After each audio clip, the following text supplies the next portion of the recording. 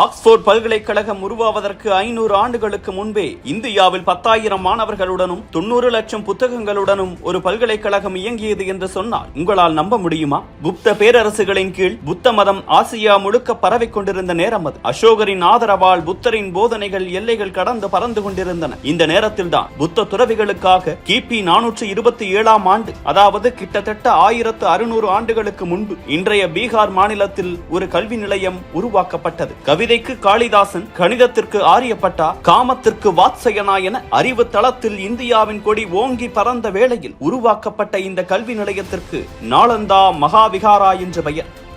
ஆயுர்வேதம், கணிதம், புத்திசம், இலக்கணம், வானியல், தத்துவவியல் என பல முக்கிய துறைகளில் இங்கு பாடங்கள் கற்பிக்கப்பட்டன. அதிலும் மருத்துவம் படிக்க மாணவர்கள் காட்டிய ஆர்வம் வார்த்தைகளில் சொல்ல முடியாதது. ஐஐடி, ஐஐஎம்களில் படிக்க நுழைவுத் தேர்வு நடத்தப்படுவது போல அன்று நாலந்தாவிற்கும் நுழைவுத் தேர்வு இருந்திருக்கிறது. 20 வயது பூர்த்தியான புத்த துறவிகளுக்கு மட்டுமே அட்மிஷன் கிடைத்தது. இத்தனை கெடுபிடிகள் இருந்தாலும் சீனா, இலங்கை, திபெத், ஜப்பான், கொரியா, சுமத்ரா என புத்தம் சென்ற இடங்களில் இருந்து அறிவை தேடி பல புத்த துறவிகள் இந்தியாவுக்கு வந்தனர். ஏறினால் பிளைட், இறங்கினால் புல்லட் ட்ரெயின் என இப்போது இருக்கும் எந்த வசதிகளும் அப்போது இல்லை. இதனால் காடு மலை தாண்டி பல மாதங்கள் பயணித்த புத்த துறவிகளில் சிலர் வழியிலேயே மாண்டு போன சோகங்களும் அரங்கேறி இருக்கிறது. இத்தனை இன்னல்களை கடந்த அவர்கள் இந்தியா வர காரணம் திக்நாதா, தர்மகிரிதி, சாந்தி தேவா போன்ற அறிவு செறிந்த பேராசிரியர்கள் தான். ஆம், மாணவர்களின் அறிவை தூண்டுவதில் வல்லவர்களான இந்தியர்களிடம் பாடம் படிக்க அன்று ஒட்டுமொத்த ஆசியாவும்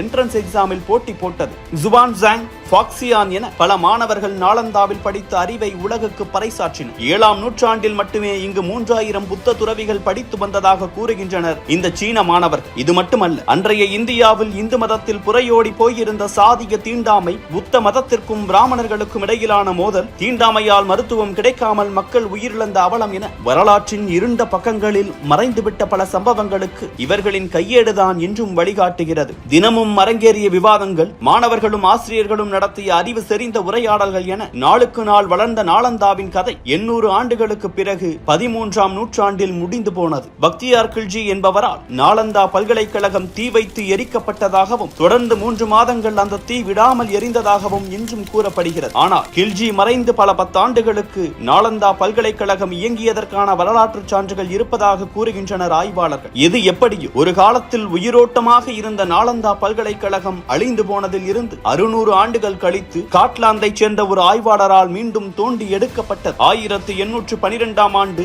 சிதைந்து போன கட்டடமாக கண்டுபிடிக்கப்பட்ட இந்த கல்வி நிறுவனம் 1861இல் தான் நாலந்தா பல்கலைக்கழகம் என அடையாளம் காணப்பட்டது.